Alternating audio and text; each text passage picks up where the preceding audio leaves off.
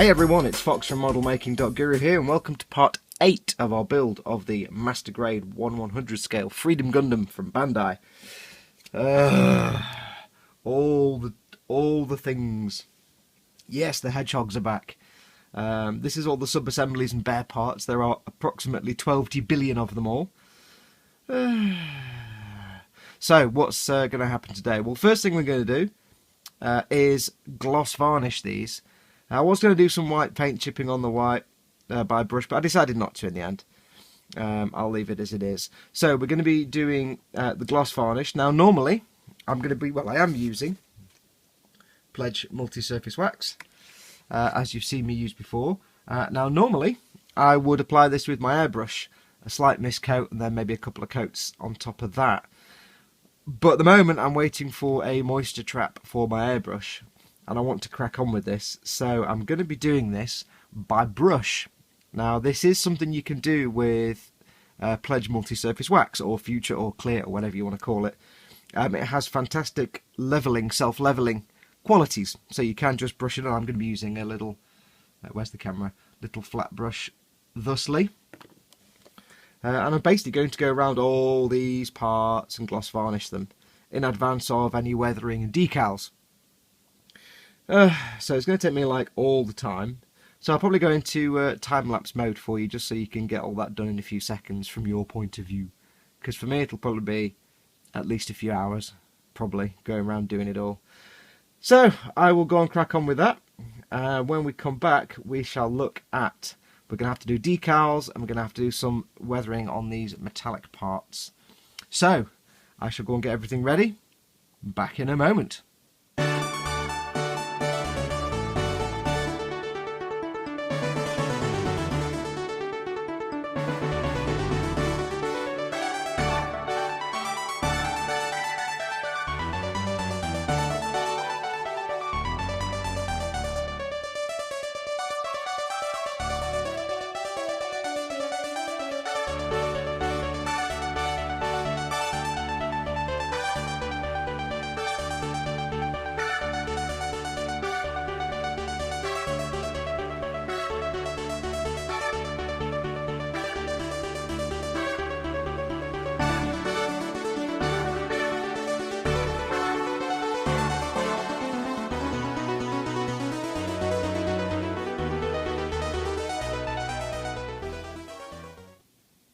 And we're back. Okay, right, everything has now been gloss varnished. I ended up giving it 2 coats of gloss varnish, just to make it nice and smooth and shiny enough. I have gone ahead and loosely, not permanently, loosely assembled some of the major parts, like the legs and the shoulders. And I have also, if I can get these over without them falling apart, and I won't get them all in shot, I've also put together the wings, as much as I can show on this shot right now. Again, these are only really loosely put together. They're not permanent. And the reason I've done that is because I'm now doing the decals.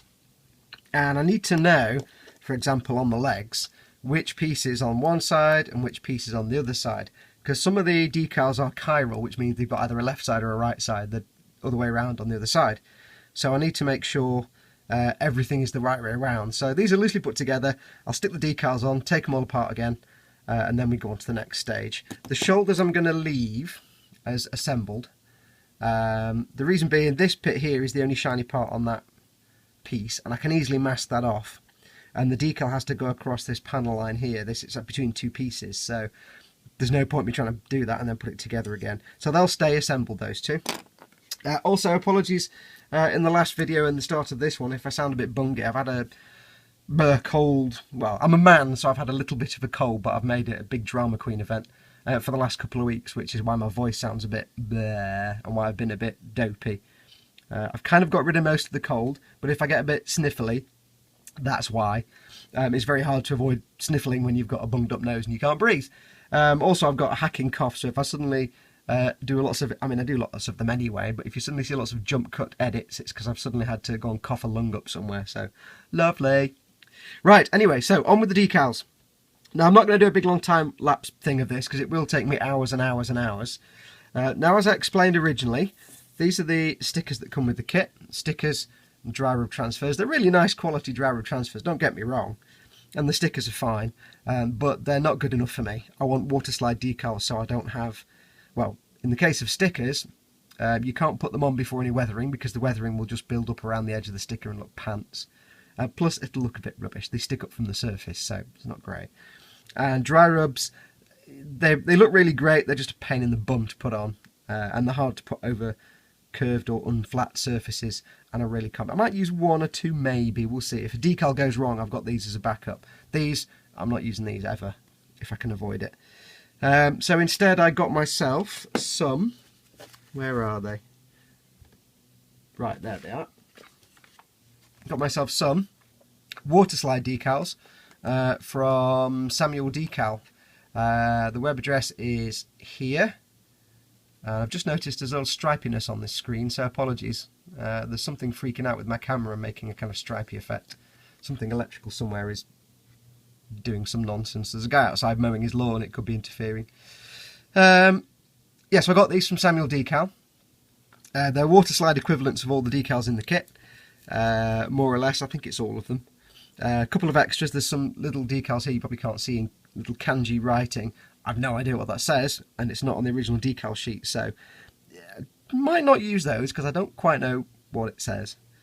What else is there to these? He's printed them on an Alps printer, which means he's not printed the light grey. The light grey has actually come out as a silver colour, but that's cool because when you spray it matte varnish, it'll turn to a light grey anyway.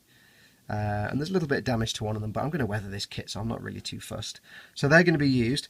I am actually keeping the original stickers to hand, and purely because there's no numbering on these, so I don't know which is which. So as I'm going through the instructions, I need to know which is which, so I can refer to the original sticker sheets and then find out which the right one is and put it on the model. As usual, the instruction sheet is fairly descriptive. You can see the stripes on the screen there. I do apologise. Something electrical is futzing around with my camera. You can see they're quite detailed as to where to put things, but in true Bandai tradition, they don't tell you where all the stickers and decals go.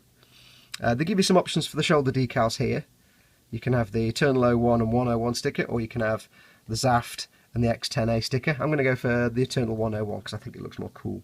Unless the decal goes wrong, in which case I'll go for those. What else? I was about to say something then as well that was really... Oh yeah, certain stickers, you'll see it better on the dry rubs, but certain markings, like this one, Nuclear Drive Assault Module, doesn't actually tell you where to put that anywhere, and I've not been able to find anywhere online that tells me where that goes. So, and some of them are just like, they're just random, like the phase shift sticker there. It doesn't actually say where that goes on the kit, in the instructions, and the JAMO one there. So I'm guessing it's kind of up to the builder to do their, either use them or not use them and put them wherever they want. So I'll have a think about those and see where I want to put them, because they all look cool. Now let's crack on anyway, stop waffling. I'm just going to do two little quick ones now, or a quick one now for you, and then I'll go off and get the rest done. Where is the decal here? Can you find it? Can you see it anywhere on this screen? It's here somewhere. It's here. Here's the decal I'm going to put on. It's teeny tiny. Look at the size of that. As with any Gundam, a lot of the markings are really tiny. Now, the difference between these water slides and the kind of water slides you get in a kit, a standard kit, it's printed on Alps printer. So, if I remember correctly, it's all printed and then treated with the seal over the top. So there's no edge on any of the decals. It's just one sheet of printing and then one sheet of the I can't think of the word, the carrier film over the top. So theoretically, if I put the whole sheet in water, it will come out as one big square sheet of all the decals. So you have to trim these more than you would normally. So if you've got a decal of, say, you know, let's say that was the decal on the sheet, I'd have to trim really close to the edges. Otherwise, if I cut it here, I just have film all the way around it. So with any sort of third-party decals, you have to just make sure you're trimming them more than normal. Not that you're going to notice it really once it's all varnished and weathered, but it's just to make sure there's as little film as possible. So what we're going to use, we are going to be using some micro set, and we are going to be using some micro sol. I've got a little tray of warm water here, or it was warm. I have a brush for applying microset and microsol. I have a craft knife that I still haven't replaced the blade on for cutting the decals out of the sheet. I have some cotton buds / Q-tips for squishing them down. I also have some tissue paper for removing excess water. And this is where we get to go, and some tweezers for handling the decal.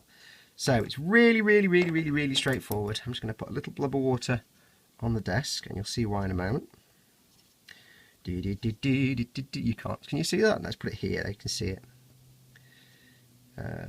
Right. So, okie dokie. So I've cut my decal out, trimmed it as close to the edge of the decal as possible. I'm going to put it in the water just for a few seconds. While I do that, I'm going to get my micro set, which I've blue tacked onto a wooden base just so I don't spill it all the time, because that gets really heartbreaking when you have your expensive bottle of micro set and you spill it. Decal's going to go here, so I'm going to put some micro set on the piece there. So that's just going to sit there for a second. We can let that decal just do its thing. Don't worry if this dries out, it usually does, but I'm not too fussed. So I'm going to take the decal out, and depending on the temperature of your water, it can take be a little quicker, a little slower. It depends how warm the water is, but this one's free already. So I'm going to get one other thing I forgot to tell you, a cocktail stick. Now I'm having to do this from a distance because I can't wear my headset, otherwise you wouldn't see anything. So I'm going to place that on there. Now I'm not going to drag the decal around, I'm going to basically hold the decal down as best I can with a shaky hand and pull the paper out from under it. Now it's a little more difficult than normal one because again the whole piece of paper has got film on it, so you have to kind of tease it off. Okay, so that's in place. Get my cocktail stick, nudge it to where I want it to be. I've actually got the shield held down on a piece of blue tack as well, just helps the shield from moving around. That looks good to me. I'm just going to very lightly dab it with some tissue paper to get rid of any excess moisture. And then I'm going to take my cotton buddings. I'm going to roll it like this. I don't know if you can see it. I'm going to roll it. I'm not going to press too hard, but I'm just going to gently roll it over the decal. This will take out any excess moisture and water. I'm trying not to move it. If it does move and your alignment's suddenly gone, then just get a dot of water on the brush and wet it again, and you'll be able to move it again. So that is now on. The film is visible, but don't worry about that. I'm going to get a tiny amount of the micro set again, and I'm just going to put that over the top. Micro set basically enhances the adhesion to the paint. Also, it loosens the decal sometimes, so you have to go back and just adjust it again. But microset kind of means it's going to hopefully fingers crossed, adhere better to the surface. So now I'm just going to wash the microset off my brush. I'm going to give it 2 minutes, and when it's been 2 minutes, that should have dried out. I'm going to go over it with some microsol. So I'm just going to get my microsol ready. Microset enhances the adhesion of the decal. Microsol, and I'll probably get this wrong, and I always do, microsol softens the decal and helps it bind to and mould with uneven surfaces. Not so necessary when it's a flat surface, but it's always worth doing. The way to think of it is microset goes under the decal, and you can put a bit extra on top once you've done it, just to get it underneath so it binds. Helps repel air bubbles. And microsol goes on top of the decal, so afterwards, once it's in place. If this was a rough or ribbed surface, you'd use microsol to help that decal. If the surface is kind of that shape, it would help the decal conform to the shape more. I'll say on this one it's flat, so it doesn't really matter. So give me 2 seconds. Let's just give that a couple of minutes to dry, and then we shall be done, and then I'll go and get on the rest. So give me 2 seconds. We'll let that dry. Okay, that's had a couple of minutes just to bed down and dry. You can see I've gone ahead and added the other one now. I decided to choose the smallest decals in the world to try and film you, so it's not ideal. So this is now dried for a few minutes. I'm going to go ahead, get some microsol on my brush, and just quite simply brush it over the top. Maybe a little bit more. Now, as I said, this should help the decal bond and adhere to the surface more, and help it just bed down and look flatter and more painted on. I can still see a slight edge to the film here under these lights, but once there's more gloss varnish over the top and other varnishes and weathering, that will disappear. But that's it. One thing it will do when you put micro set or even micro sol on, you'll see that the decal appears to scrumple up and go all lumpy and bit and kind of crinkly. Don't panic. It's supposed to do that. It's basically just contracting and stretching as it flattens down. So it may go a little bit wrinkly and lumpy. That will disappear after a few minutes, or eventually once it's dried out. If it's still got a few little bubbles left or crinkles, you can just squish it flat with a piece of tissue or your cotton bud just to get any last air bubbles out there. Basically what you want to try and avoid is air bubbles under the decal, because that's when you see a decal on a surface and it looks slightly silvery or foggy. It's called silvering. It's just because there's air trapped under the decal because it's not flush with the surface. And even I get that. I mean, you know, I get that on all my models. Sometimes. I've been doing this for a long time, and even I screw up decals every now and then, so don't panic.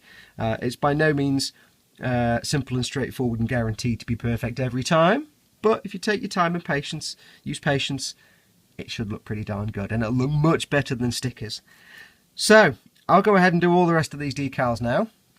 Some of them are much bigger than this, but I need to get close up with my visor, my magnifying visor, to see what I'm doing, so I can't really do any of the big ones now.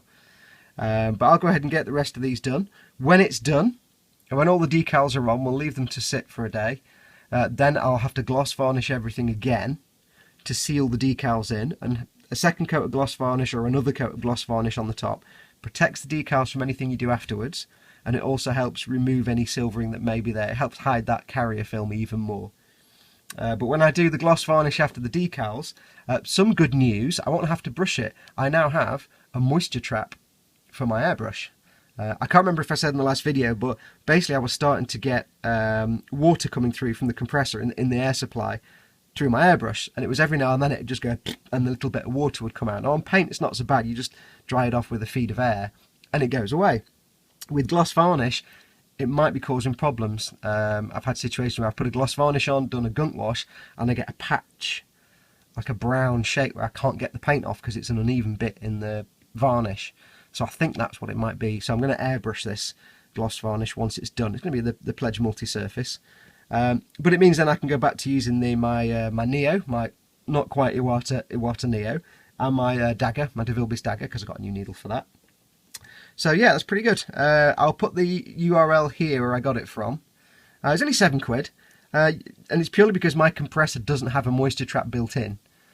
Think it logically, when you compress air, you're changing the temperature of it. You're either heating it up or cooling it down as it's compressed and expanded, so water's going to come out of there. This just catches water in here, and there's a little 5 nanometer membrane, pore membrane in there that stops the water getting in but lets the air through. And then when it gets full, I just blow some air through, press that button, and all the water comes out like a spit valve on a brass instrument. So hopefully that will do. So if you've got a compressor that doesn't have a moisture trap, and you're having water coming through, it's particularly worse in warm and humid environments, looking to get yourself a little water trap. Some of them go onto the compressor. This one is just an inline trap that goes onto the bottom of the airbrush, and the air tube comes in here. And it also makes for a handy pistol grip as well, so it makes it easier for me to hold my airbrush. So, enough waffling. I'm so full of a cold, I'm not even really thinking about what I'm talking about. I'm just waffling. So this is the most incoherent episode ever, probably. When we come back, I'll have done all the decals, I will have gloss varnished, and I think we will be starting on some form of weathering. So, back in a moment. Okie dokie, right, now on to the next part. This will probably be the last part for this video, because once I've done this, I have to leave everything for 5 days or so. So, the next phase is my favourite part, and this is the gunk wash. Now, if you've watched any of my builds before, you'll know one of the things I do and do love doing is gunk washing, which is basically taking a piece, completely covering it in oil paint, usually MiG 502 Abteilung Starship Filth, and then rubbing most of it off. Now, I have gone ahead and done most of the pieces. I've just got a few left over that I left for filming, but I've done the shield, and you can see here, if I can get it to focus, if I can get it close without waving it around everywhere, Unfortunately, I can't show you the before because I just went ahead and did it. So you have to try and remember what it looked like when it was clean. But this has now been gunk washed with 502 Abteilung Starship filth. As you can see, it's gone into all the little recesses and grooves. It's kind of reinforced the pre-shading as well, and it's darkened the shadowy areas and the recesses. Still looks a bit shiny, but that's because it's still just bare oil paint. It's not been matte varnished or anything yet. And that's just been rubbed all over completely into all the surfaces and corners, just so it darkens everything. And that is the purpose of the gunk wash, is initially just to give your model that kind of slightly grubby patina that you would normally do. I mean, a lot of people would normally do this with a wash, where you actually take a paint, you thin it down, and then you just apply it liberally to the surface, and gravity pulls it down, and it goes into all the little nooks and crannies. The difficulty with... Oh, sorry, that was my... got a big glass of water here because it's really hot, and I'm quite dry mouth today. The difficulty with normal washes... Forgive me while I take a swig of water. It's better. Really hot today, even though it's like September. The difficulty with doing normal washes, where you thin a paint down, on this kind of Gunpla kit is, as you may already know, some of the parts on many of these kits are ABS plastic, and many thinners that you would technically call hot thinners, so thinners that are very chemically reactive, will actually eat away at the ABS plastic. And that's a bad thing, because a lot of the ABS plastic is in your inner frame and your joints, which is why you have to prime them so carefully to get everything covered up to protect it from the paint. Now, there is a good chance when I put this thing together something might break. You just never know with the Gunpla. So really, thinning down Tamiya paints and other paints is probably a bad idea, because you are risking getting hot thinners into those little joints where you don't want plastic to be weakened. If you're using a paint that can be diluted in water, then that's absolutely fine. No harm is going to happen. If you're using something like Ultimate Modelling Products clay washes, these are literally, as far as I know, just clay pigments and water. They won't harm your plastic at all either, although they don't give the same effect as an oil paint. But yeah, any kind of enamels, acrylics, anything like that, you're going to thin down, you're going to ask for problems. Even oil paints may cause problems, but you just have to sometimes go for it. Now, what I'm going to do this gunk wash with, I have a little rack of pieces lined up. La la la. Now, we are going to be using oil paints. Shall I do this piece, or shall I do... I don't know what piece to do. Yeah, we'll do the... We'll do the... No, let's do that wing, because the wings look quite good when you do them. We're going to do this wing part. When you use the oil paints, I say I'm using MiG 502 Abteilung Starship Filth. If you can't get Starship Filth, and pretty much you can't, because it does seem like since I started telling everybody to use it, everybody's now got it and nobody can buy it from anywhere. Even MiG themselves, I was sending people to MiG's website, even they've run out. They haven't got any. So if you haven't got any Starship Filth, if you can't find any, don't panic. You can make your own sort of Starship Filth using just standard artist oils. I've seen one of my followers had suggested mixing some Payne's Grey with, I think, burnt sienna, and that looked quite good. So experiment. Payne's Grey is a good, reasonably dark blue-grey, and mix in some brown tones like raw umber, burnt sienna, burnt umber, things like that, to give it that kind of slightly mushroomy tone. You'll know what I mean when you see it. Try some of those, see what that comes out like. But yeah, at the moment you can't get Starship Filth. So if you've got some, well, hey, if you haven't got some, you might have to make your own. But any oil paint will do. So it is going to be using, we are going to be using regular oil paint, not thinned at all, just straight from the tube. If you're using artist oils, you might want to use a piece of cardboard instead of this piece of plastic. MiG oils are incredibly not oily. They're nice, they're brilliantly fine, they're perfect for model making. Artist oils are a bit more grainy, not as fine, and they're a lot more oily. So if you're using artist oils, you might want to get a piece of card that you can put the blob of oil paint on, and then all the oils in the paint will seep out into the card, and it might help your paint dry a bit quicker and be a little less oily. So you need your blob of paint, in this case some Starship Filth, a brush. Don't use your best brush. This is a brush I use for gunk washing, which is why it kind of looks a bit rubbish. It just gets used for gunk washing. You will need some thinners for when you're cleaning your brush. As always, whatever thinners you use for oils, I use low odour thinners. I don't tend to use white spirit or tips because they stink.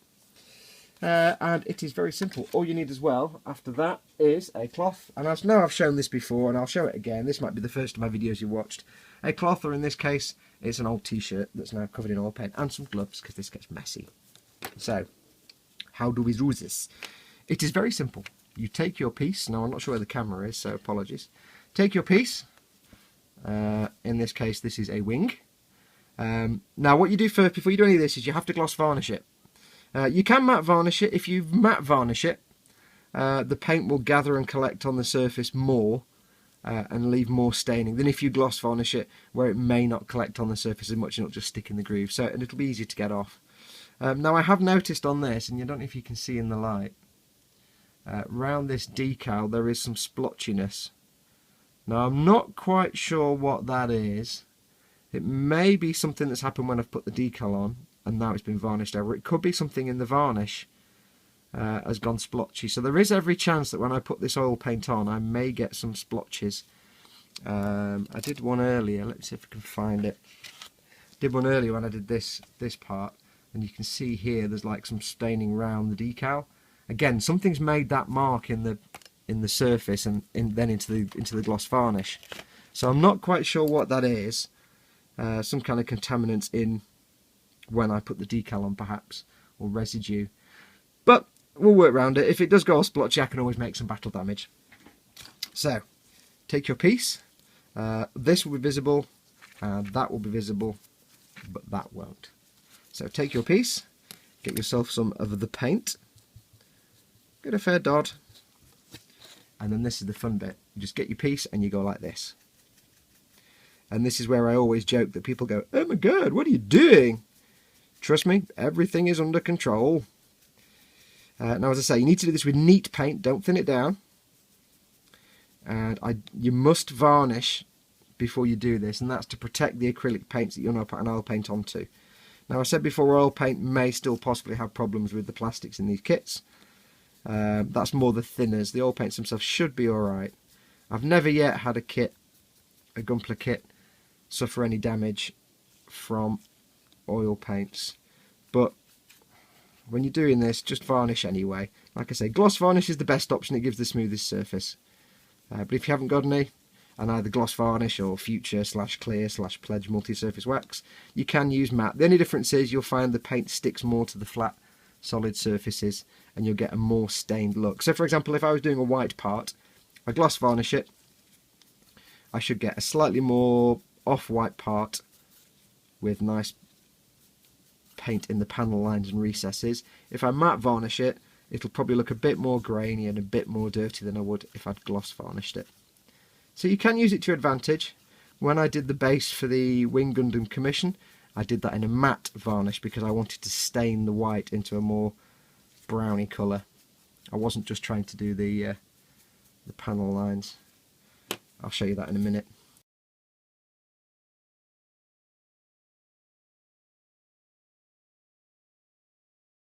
Right, so we have on now the paint on the piece. It looks nice and black. So, what do? We get our piece of soft, doesn't have to be clean, but soft cloth. Doesn't need to be clean and free of oil paint because you're trying to make dirt and muck. So if you've got a slightly, or if you've used a cloth before for this purpose, it's absolutely fine. Don't worry about it. All you do is rub it off gently and try and keep your thumb flat on the surface so that the paint is encouraged to stay in the panel lines and won't just rub straight off. This is why you wear gloves, because you will get messy. Again, keep your finger or your thumb parallel to the surface. And if you've got like a vent here, something like this, try and rub that way. Do my finger. Try and rub this way, not that way, and you'll encourage paint to stay in this little recess. So if you see there, I've kind of got the paint out of the flat area at the front, but the real corners at the back, the paint has stayed in there. And because my thumb's like this, it's staying in these recesses and these little bits here. Now, because I gloss varnished it, I'm not massively recolouring the flat areas, but they do come a little bit darker and they do pick up some of the pigment of the paint. And that is a gunk wash. How simple was that?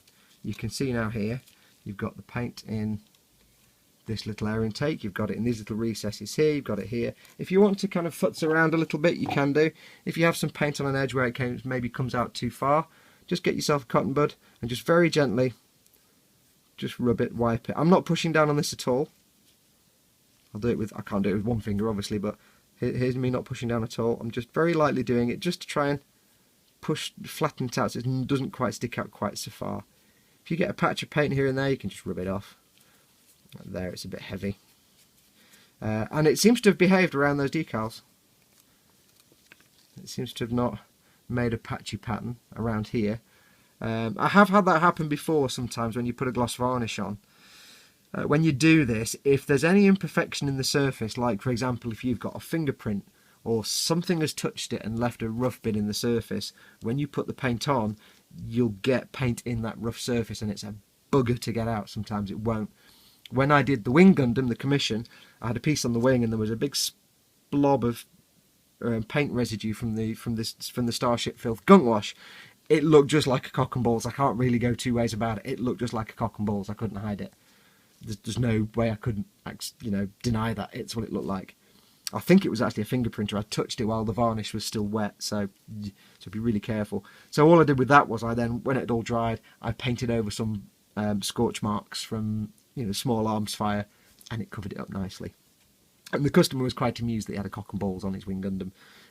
Hidden away now, obviously, but it's there. He knows it, and I know it, and now you all know it. But that's the thing. That's the way I like to do models. If something goes wrong, work around it. Don't panic. Don't suddenly throw the whole thing out the window. If something goes wrong, there's always a way you can get around it, and that's where weathering is brilliant. So that is gunk washing. Looking pretty good. You can see the white decal is now scruffy and grubby. That's what I want. This is a used machine. It's got all the dark in the recesses, and that's perfect. So I'll go away and do, I've only got a few other pieces to do. I'll go away and do those. I'll show you the beam rifle that I think you saw recently or last time. That has now been gunk washed. Let me just move it in so you can see it. There you go. So you can see the beam rifle now. This has been gunk washed and dried for about 4 or 5 days, about 3 or 4 days. The oil paint is collected all in the little intakes. It's collected in little panel lines at the front there. It's nicely gone round the little edge between the white and the red paint. And the advantage of that is it kind of covers up any slight imperfections in your masking. Let me turn the light around so you can see. Might be better. It kind of covers up any major imperfections in that masking. So if your red was a little blobby here and there on the edge, don't worry. It covers it up. And it was put all over this gun, so it's gone on the metalwork as well. You can see it quite nicely. This just needs a matte varnish now. So when you do gunk wash, leave your part for, rule of thumb is 5 days. Oil paint takes a long time to dry, and what you want to do is have this dry enough so that you can now do more painting or more varnishing. So leave that to dry for at least 5 days. After 5 days, just do a simple test. Don't try your finger, but use a Q-tip or cotton bud, or you can use your finger on a hard to see bit. Just do a quick test. If you get no paint coming off on your finger or the cotton bud, you're fine. The paint's dry enough, you can varnish over it. If you're going to be doing more gunk washes, you can just go straight ahead. If you're going to be doing any more oil paint weathering, you can should be able to go straighter, but if you want to be extra safe and not have paints mixing in with each other, because if I start putting oil paints on here, it'll sort of munge up into a kind of real mess. You can blast over another gloss coat, or matte coat, depending on the effect you want, just to protect everything. If you've got the time, ideally what you want to do is put a gloss coat over this, just to protect it, and then you can do more weathering on top. And we will be doing more weathering, but I'm not sure what yet. But I'll go off and get the rest of those done. That will do it for this time. Not the biggest episode in the world. I need to leave them for 5 days, so there's nothing more I can do. When we come back, we will crack on with more. Not sure what yet.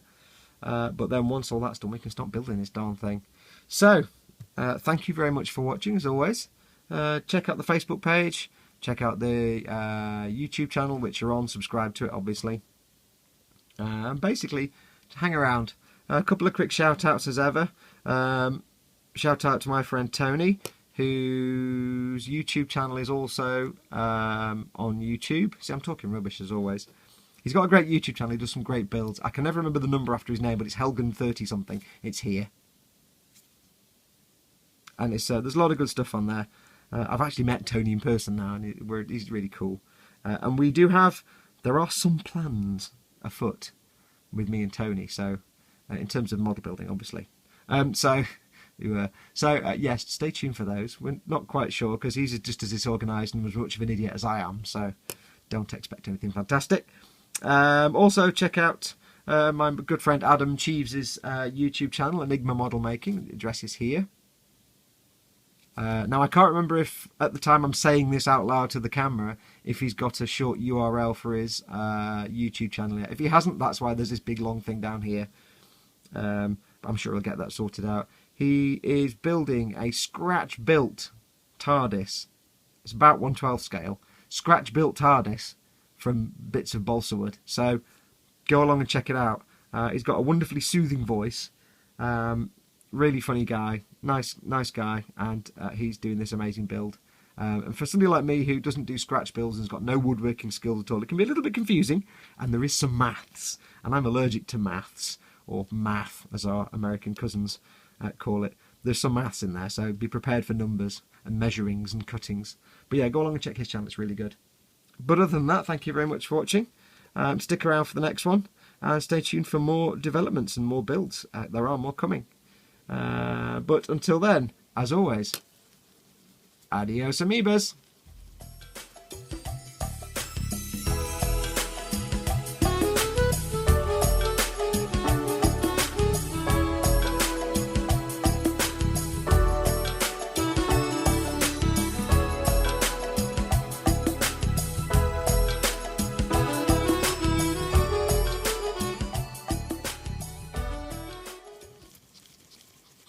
When you wiggle your fingers and you're wearing rubber gloves, it's not a very pleasant noise at all.